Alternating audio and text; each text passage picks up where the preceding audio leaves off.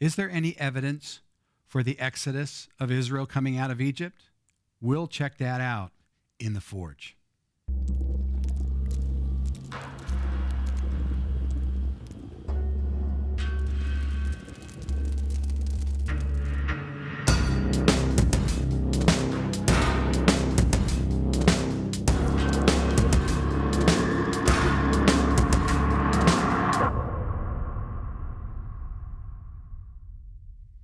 Hi, I'm Ron Matsen, and welcome to The Forge.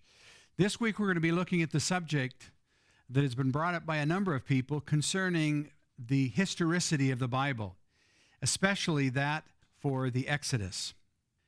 We have a question that came in from Molly from North Carolina. She writes, I'm a new Christian. My friends tell me that the stories in the Bible about the nation of Israel are all fiction. When I Googled the Exodus of Israel, I found many sites that said it's all fiction. Is there any hard evidence for the Exodus as told in the Bible? Well, let's first of all look at what we mean by the Exodus. There may be those of you that are watching this broadcast who aren't really familiar with the basis of this question. And so let me give you the background of what we're going to be looking at here. The nation of Israel had been in Egypt for 430 years, living primarily as slaves there. Then, because of Moses returning to the land, by the hand of the Lord, 10 plagues coming upon the nation of Egypt, God was preparing the nation of Israel to be freed from their captors. And on the 14th of Nisan, they had an event called the Passover, during which time the firstborn of every individual in every house in Egypt that did not have the blood of the lamb on the doorpost and the lintel, that family would lose its firstborn. Then the 14th became known as the beginning. In fact, the month of Nisan became the beginning of all religious observations.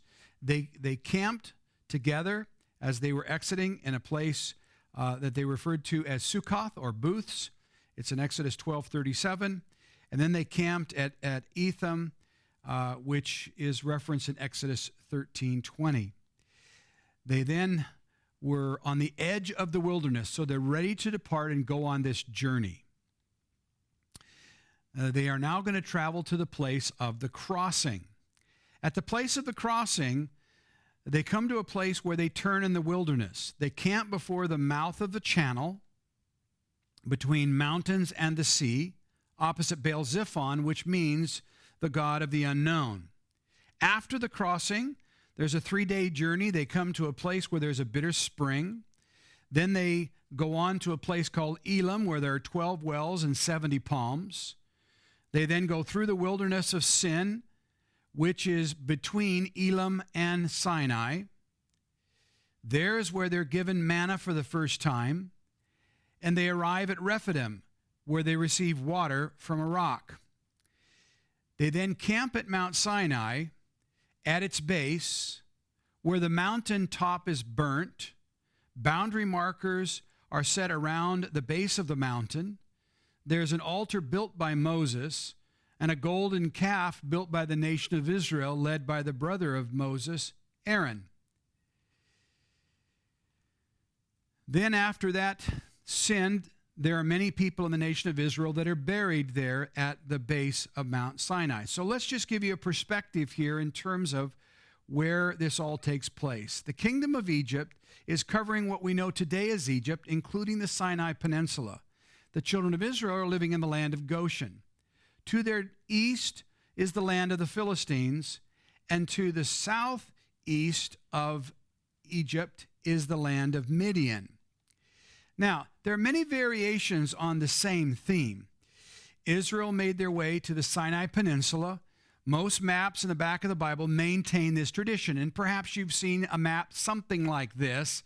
It has various lines and directions and places, but what you'll have is you'll have the various options that are associated with these places. Now, Jebel Musa, the Mt Sinai, is there in the Sinai Peninsula. This is what it looks like. At the top of it is St. Catherine's Monastery. And this is the place by tradition that Moses is to have come and received the 10 Commandments. But yet, when we look at the evidence for it, in the March 9th, 2002 issue of the New York Times, Dr. Zoe Hawes, the Secretary General of the Supreme Council of Antiquities and Director of the Giza Pyramid Excavation, says this: archaeologists who have worked here have never turned up evidence to support the account in the Bible. We then have David Wolf. He's the rabbi of Sinai Temple in Los Angeles, California. He's the assistant to the chancellor at the Jewish Theological Seminary of America in New York. He is named one of the 50 most influential Jews in America. And this is what he said: 3 years ago on Passover, I explained to my congregation that according to archaeologists, there was no reliable evidence that the Exodus took place, and that it almost certainly did not take place the way the Bible recounts it. Finally, I emphasize it didn't matter. And so really, folks, what this comes down to is that which is out there, that which, as Molly found out, you do some Google searches here, and what you're going to find is that there's going to be many people that say, the experts say there's no evidence for this event. They all agree there's no evidence. But what does the Bible say? Well, first of all, we're going to look at some people who've actually done some exploration. We're going to look at some evidence that's brought into view by a man named Ron Wyatt. Also some discoveries made by Bob Cornuke, by Jim and Penny Caldwell, and finally we'll end with Dr. David Kim. Now again, let's get a perspective here that the traditional route is in the Sinai Peninsula.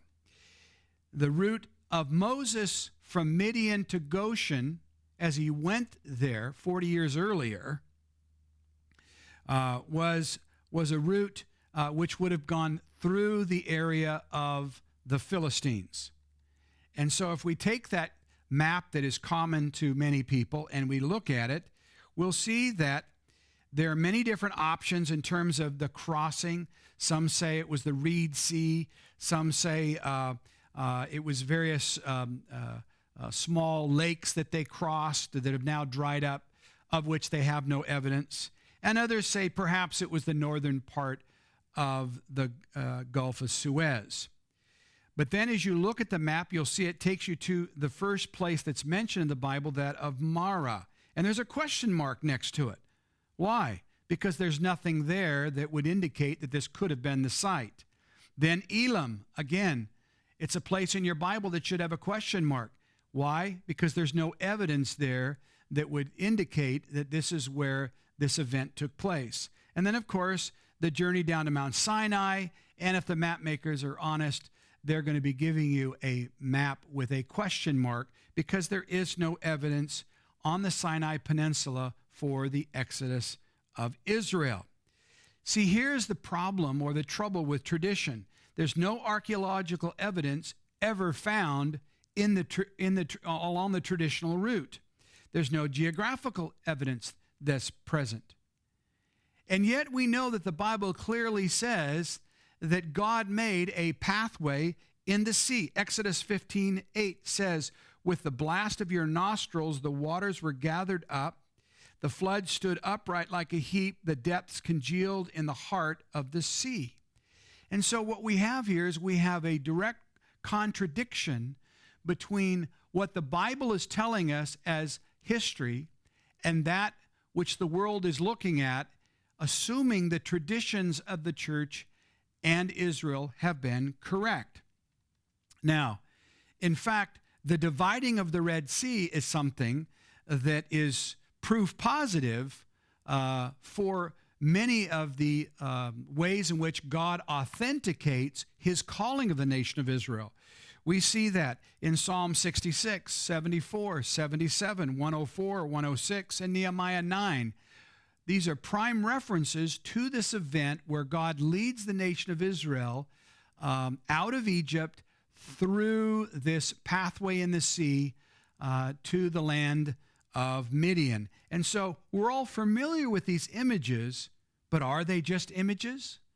See, the trouble with tradition is that the northern Sinai Peninsula had an Egyptian military presence at the time that the Exodus should take place.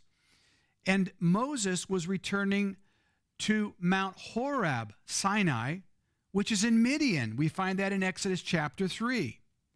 And after all, the Bible even gives us a clue that most people have just forgotten, and that is in Galatians. Paul writes, chapter 4, verse 25, "For this Hagar is Mount Sinai in Arabia." In Arabia. Get that? The Bible clearly says that the tradition of man looking in the Sinai Peninsula is the wrong place. No wonder that there's no evidence there that would corroborate and substantiate this claim that the Bible makes. So let's take another look at this. First of all, as we look at this area, we recognize that the Red Sea has to the north of it two gulfs, the Gulf of Suez and the Gulf of Aqaba. Both of them are part of the Red Sea. To the east of the Gulf of Aqaba is this area of Midian. There's plenty of ancient writings and things that would make it very clear that this is the land of Midian. So this is the land that they are targeting. This is the land that Moses came from. This is the land that God is taking them back to. Now, when we consider the place of the crossing, we need to also consider the issue of the timing of the crossing. From Exodus chapter 19, verse 1, we know that it was about 48 days for them to arrive at Mt Horeb, or Sinai, and that it was about 30 days for them to arrive at Midian, chapter 16 of Exodus. Therefore, it took about 25 days from the time they left, the 14th of Nisan, till the time they arrive at the place of the crossing, about 25 days. Now, if we look at the Red Sea, the Red Sea itself has a maximum depth of 9,000 feet. If we look at the Gulf of Suez, we see the average width of it is 20 miles across. That's a day's journey at least. And the depth is 200 to 300 feet. The Gulf of Aqaba is narrower, 8 to 17 miles across, but the depth is less than 2,000 feet. Some places to 4,600 feet. Now, there's four key descriptions that describe the place of the crossing. We read in the first two verses of chapter 14 that they turned from, that is Etham, and they camped before Pi-Hahiroth, which means mouth of the channel, between Migdol and the sea, which means between a tower or tall mountains and the sea, opposite Baal-Zephon, which means the god of the north or the god of the unknown. And so, very specific, if we look at that description against the geography here, we'll see that it eliminates the traditional pathway that you find in most Bibles. So, if we take a look at the Reed Sea or even the northern Suez view, neither one of those satisfy this 25-day journey ending at a place which was the mouth of an opening to the sea. We're going to look at a suggestion by Ron Wyatt, which is Nuweiba, and also that of Bob Kornuk, which is the Straits of Tiran. And we're going to examine those now in a little bit of detail. First of all, Nuweiba. Nuweiba is a place which is on the western shore of the Gulf of Aqaba. And Ron Wyatt's view is that as the nation of Israel were going across the top of the Sinai Peninsula, they came to a place where rather than carry on toward the Philistines, they turned south. And that was a tactical error because it would have put them on the wrong side of the Gulf of Aqaba. And they came out to a place which is now known as Nuweiba. And it is a unique place. It's a large sandbar. It could easily handle 1 million or 2 people. It is surrounded by water, and people who would end up there certainly would be trapped. There's another feature about this area that's important for us to recognize, and that is between the western and eastern shore of the Gulf of Aqaba, there at Nuweiba, there is an underwater land bridge, and that has been well documented as a land bridge between, which means the depth of water there is less than the rest of the Gulf of Aqaba. He also found a large column on the Sinai Peninsula side, no inscription on it, but Ron did make the claim that when he traveled to Saudi Arabia, he found an identical pillar like this on the Saudi Arabian sign with Paleo-Hebrew writing on it, which said this is the place of the crossing. Now, unfortunately, according to Ron, that has been moved and it's in hiding or it's been destroyed, but nonetheless, there's been no independent verification of that. He also brought out the fact that he believed that he had discovered some artifacts along this land bridge which looked like chariot wheels, and there was quite a bit of excitement on the internet as this began to come out. These perhaps were artifacts from the drowned Pharaoh army. He even made reference to one of the chariot wheels being golden. Well, the problem with all of this, with this declaration by Ron Wyatt, is there's no independent verification at all of any of the artifacts. No one's gone there and been able to verify what he claims he saw. It doesn't mean that it's not true. It just means that the evidence that he's making reference to is no longer available for anybody to verify. Now let's look at the second option that was presented by explorer Bob Cornuke.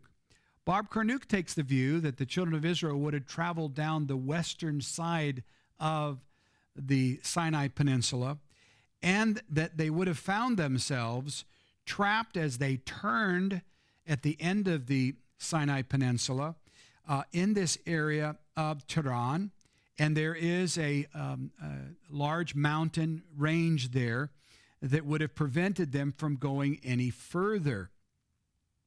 There is also there in this area between the tip of the Straits of Tiran and the eastern shore of the Gulf of Aqaba, there is also a land bridge. And so when we look especially at these four key descriptions, they turn, meaning turn in the wilderness, at the mouth of the channel, where they have a mountain or a fortress to the one side of them and the sea on the other.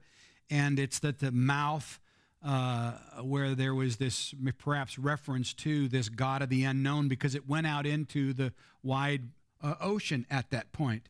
Now, if we take a closer look at this underwater land bridge that Bob believes is there, we do see some evidence of it. In fact, if you go to it today and you are there during low tide, you will see that there are a series of these coral reefs that do stretch from the Sinai Peninsula there at the Straits of Tiran across to Saudi Arabia. And in fact, there are pictures of individuals standing on these reefs when the water subsides. Now, I'm not suggesting that the reefs that are there now were there very conveniently at the time of the Exodus. I'm just simply saying that the land bridge that's there is there in a manner that the coral could have built up upon it.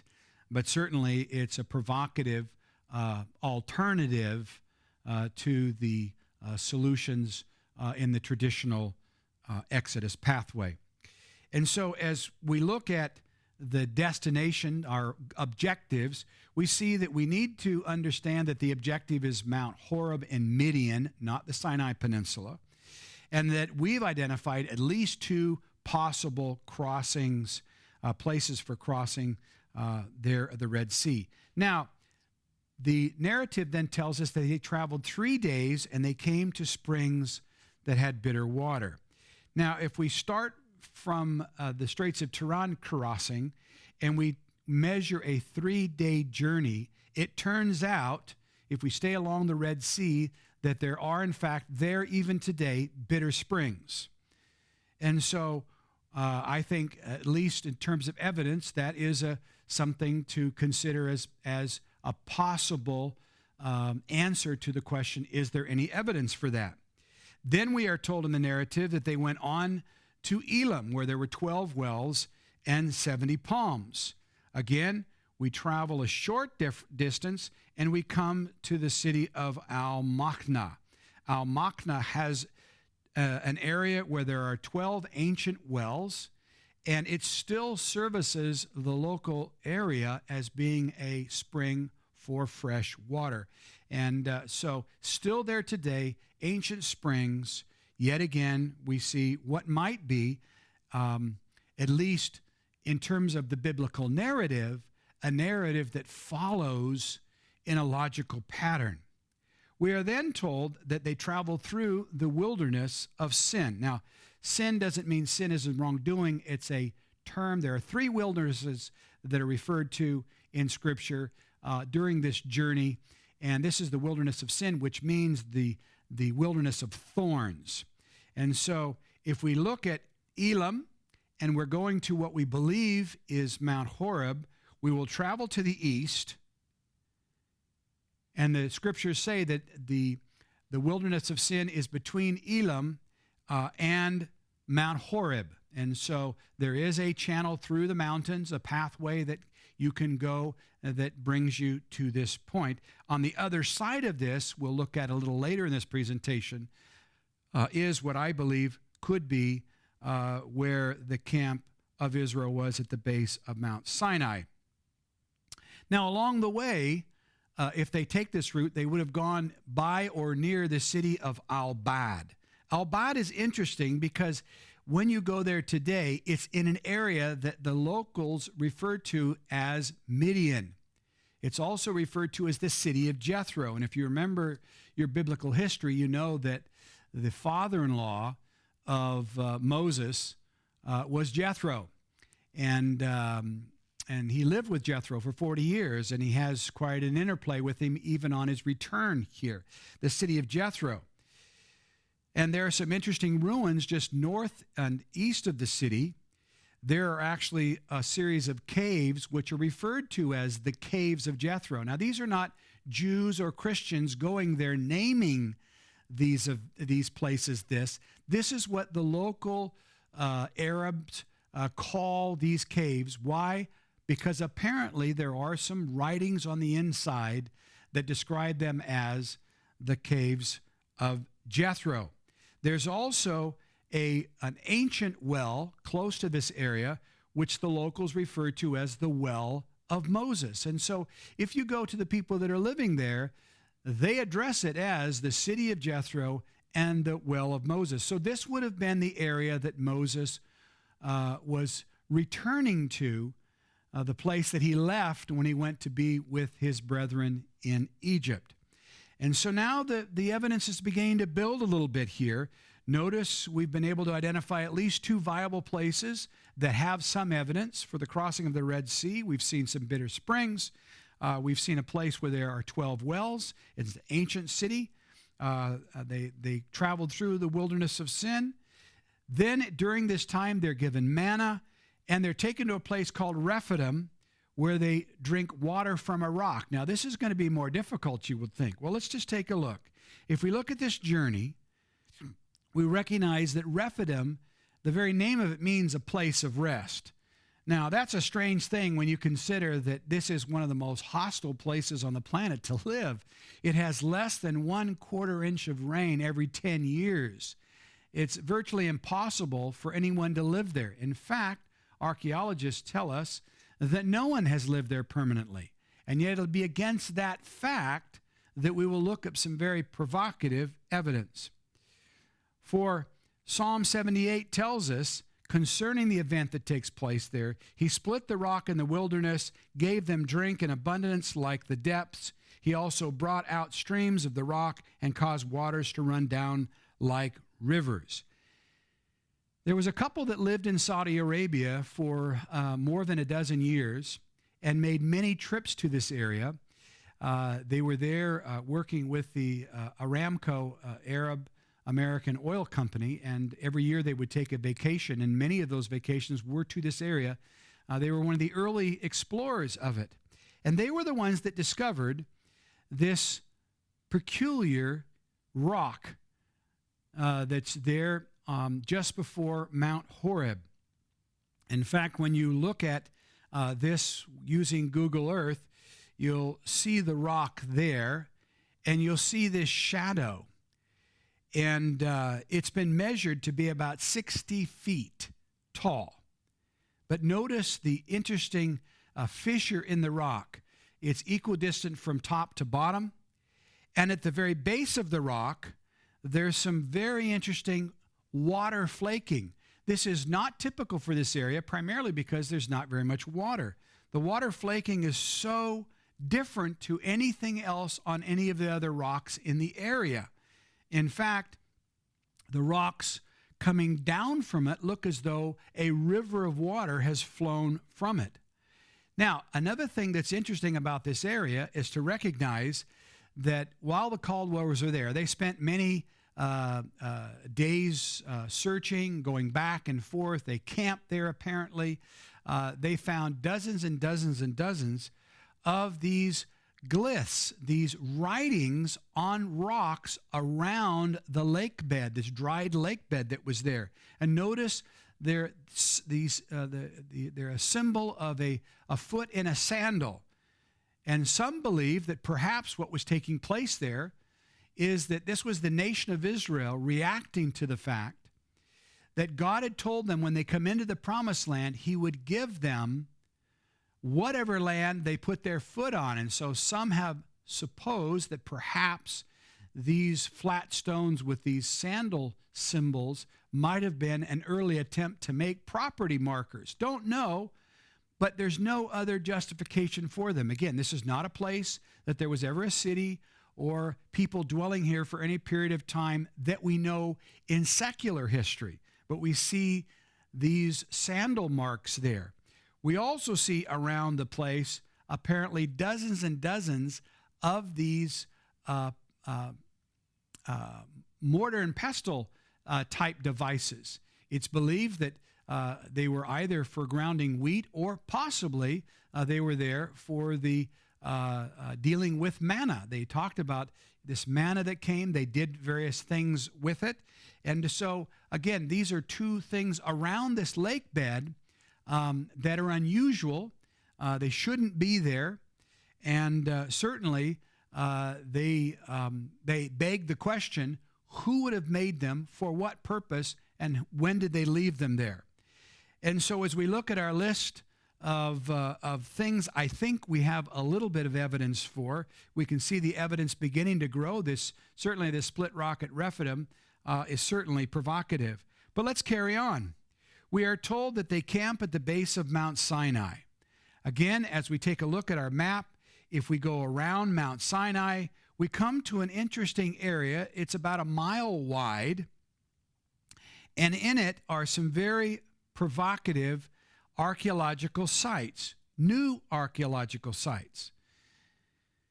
There's large fenced-off areas. There's considerable amount of digging going on, and the discovery of what looks like early dwelling structures. The Bible also says that this needs to be in the area where there is a mountaintop that has been burnt. Now, that's not something you see every day.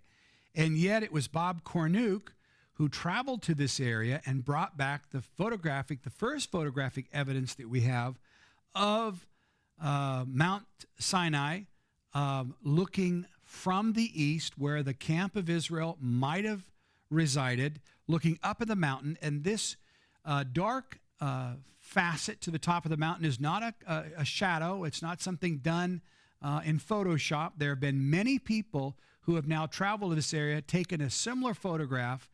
And if you want to check it out, just go to this area, look on Google, and look at pictures, and you'll see that there's more than a dozen different people who've traveled there and have affirmed the fact that the top of that mountain near what might be the ancient camp of Israel, the rock up there has the appearance as being burnt. And so we have this burnt line, very unique, very different. But we're also told in the biblical record that as God's presence is there, there is to be boundary markers. And in an area where there's never been a city, there's never been that they know of historically in the history of the Saudi Arabian area, yet there are these strange boundary markers at the foot of the mountain, and they're all over the place. And it's believed these could begin to satisfy the commandment of God to build 12 pillars at the base of the mountain so that the 12 tribes of Israel would not trespass on the mountain. And so we begin to see there's some evidence there that at least goes with the biblical narrative. There's also in our narrative a reference to an altar built by Moses. We read in Exodus 24:4, "And Moses wrote all the words of the Lord, and he rose up early in the morning and built an altar at the foot of the mountain and 12 pillars according to the 12 tribes of Israel." Well, if we take a look at the camp of Israel in this area, and we look to the west of it, and we look down, we'll notice that there is this unique V-type structure there in the ground. You can see it using Google Earth. A closer photograph of it begins to show this V-type structure. And in fact, it was the Saudi Arabian Department of Archaeology that diagrammed it for us. They actually describe it as being 25 meters across. There's an ancient ash pit, and they say that it could be a quarry, a residence, or an altar. Well, since we know that the cultures living in this area of Saudi Arabia never practiced burnt offerings, it would be unusual to have a substantial ash pit next to just a dwelling, and it certainly wasn't used for worship. So yet again, we have this altar which certainly satisfies the description that we get from the biblical narrative. And its location is way away from any residence. It's not in the middle of some occupied area. It's all on its own. We are then told in the biblical narrative that the children of Israel, when Moses is spending 40 days and 40 nights on Mt Sinai, that the children of Israel grow weary, and so they make this golden calf and make an altar for it. If we take a look at the camp of Israel that we've identified, there is a structure there, a man-made structure. It is surrounded by a chain-link fence today. You can see it from Google Earth. It's a man-made structure. You need to appreciate also something about an altar that God asked the children of Israel to make. They are never to make an altar with hewn stones. In other words, they have to just be native stones. They're not to use a hammer or chisel on that. And so this is quite a sizable altar. It's surrounded by a fence. But what's amazing is you look at this altar, and the altar is surrounded with these petroglyphs, these images of oxen. Now, if you know anything about Egypt, you know that the highest deity that the Egyptians worshipped was that of the Apis bull. And we also know that in Saudi Arabia, there were no religious cults or groups that worshipped any bovine characters. And so it's peculiar that these bovine petroglyphs would be there on these rocks. And in fact, one of the rocks that has these features on it has 12 of these writings on the side of this man-made altar. 12 of these. Very interesting. When you look at the lineup of that golden calf altar, the altar of Moses, and then up to Mount Sinai, you can see that this begins to stack up as some very convincing evidence. But then we have the final thing, which we should be able to find some sort of evidence, and that is the Bible tells us that when the children of Israel rebelled against God and built this altar, when Moses came down, he was furious. But God had instructed him that he wasn't going to take them away as a nation, invalidating his promise to take them into the promised land, but he did cause them to be punished. And as a result, Moses went down, he took the gold calf, he ground it, made a potion for the people to drink, and thousands of people died as a result of this judgment upon the nation of Israel. Well, it turns out that there is a man by the name of Dr. David Kim. He's the former personal physician to the king of Saudi Arabia for 16 years. And he was allowed at his retirement to take items from the archaeological dig around Jebel al-Al. So that's what the Saudi Arabians refer to as the mountain that we are referring to here, where they found more than 3,000 graves.